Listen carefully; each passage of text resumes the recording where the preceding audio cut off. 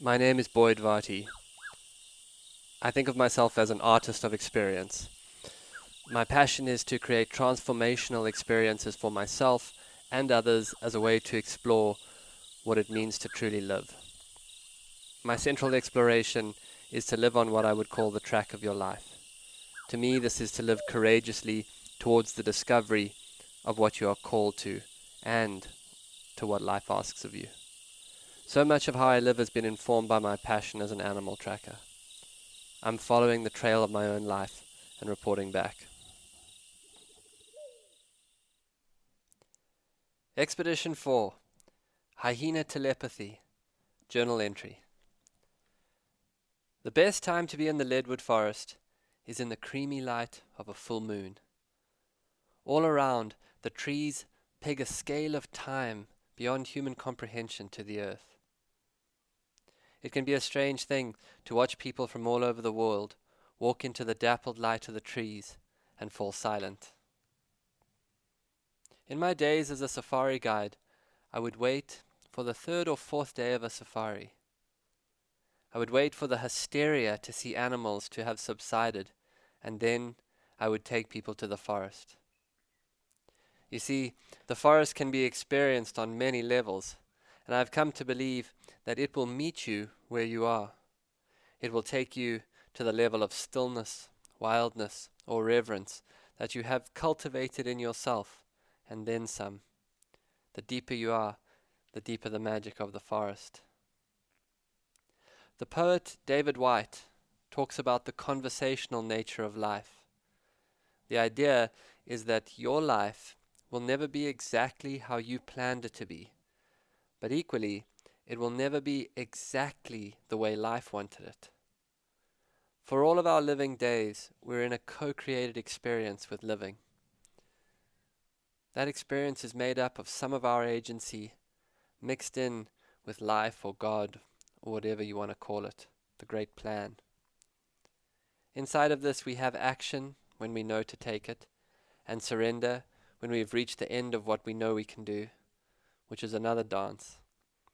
We have the development of a contemplative mind, which is the cultivation of a mind in which many things in the world can be true at the same time. I say this because being in nature takes you naturally into this kind of inner exploration.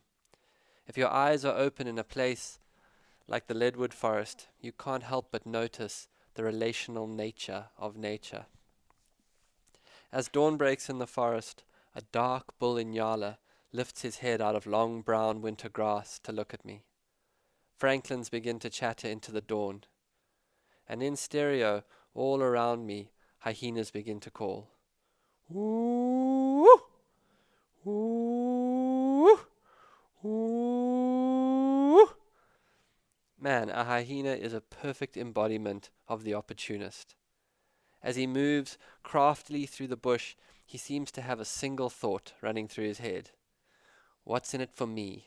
How could this situation be good for me? Although in my head it's more like, what's in it for me?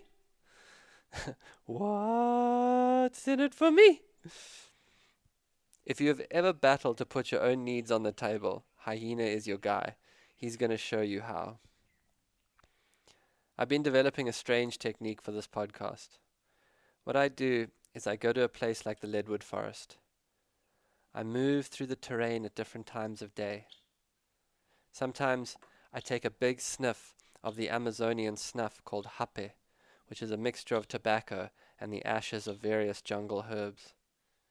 Then, with my head empty of thoughts, I open myself and I move through the space. I'm attuning to a different way of knowing.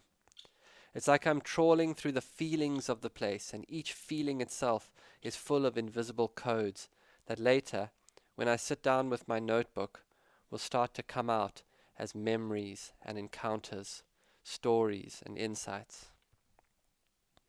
It's almost like I'm tuning into the field of awareness that the space holds. You see, like take those hyena for example. Those calls in the forest this morning took me to an image of the hyena in my mind's eye. I saw his slanted body loping away with the leg of a giraffe he held across his jaws, and a look of glee on his face. If you want to try and imagine it, think of your dog walking proudly around your yard with a weed whack in his jaws, and you begin to have a sense of how much this hyena had bitten off more than he could chew. This little encounter in my imagination takes me to the clarity of a kind of knowing that a hyena has. A hyena wants what he wants. And this idea makes me think of the hundreds of people I have coached who have started having huge transformations when they started to ask clearly, without agenda or attachment, for what they want. I think of how early in my own journey this idea was totally foreign to me. In fact, I remember a whole night in a ceremonial space where I lay half hanging off the edge of a mattress, and it never occurred to me to ask people to move over a little. You see, I had grown up in a world where resilience was the most needed skill. You didn't need what you didn't have, so get on with it. And I'm grateful for that place in myself. But I remember also realizing that one of the ways to create more of the life you want is to want and then ask. Would you mind moving over? I need more space. Well, now it could not sound more silly to me. But at the time, it was the silly beginning to much bigger wants and asks that I was going to allow myself. It was a breakthrough to something new, a first step I could build on. Will you move over for me? I need more space. That was the beginning. Now, what will keep you out of asking for what you want? Well, your limits on what you think you deserve, the desire not to be too much trouble, the fear of needing things from other people, the fear of being rejected, your assumptions about what other people will think of you asking. If you think I'm being trite, well then, this is the time to try it. Take the next week, and wherever you go, in your work, in your family, out for a walk, start asking people around you honestly, clearly, and without justification for what you want. Start with, will you, rather than can you. Will you walk with me? Will you go out with me? Will you upgrade me? Will you promote me? Will you hug me? Pay attention to where you can ask easily, and notice where you can't. Notice where you don't because you assume you know what the answer will be. Pay attention to where you hide from asking, and where you use shyness to be a victim. Now, isn't it funny? That whole little section on asking for what you want comes from a hyena in the wild. And this is where it gets mystical to me. Track this like a tracker. Something calls me to the forest as a sacred site. I'm there at dawn on a particular day to hear a hyena call. This sets me thinking about how my life changed when I just started asking clearly and wanting what I wanted, like a hyena. That idea is transmitted via this podcast to you. Now you pick up the thread and see where it takes you this week. Who is creating the way life is unfolding itself through a notion I had into a leadwood forest, via the call of a hyena, into my ears, through imagination, into memory, back into voice, into your ears, into action? Oh, what great telepathy in a single field of interconnected consciousness we are playing in. What could be more sacred? Take action.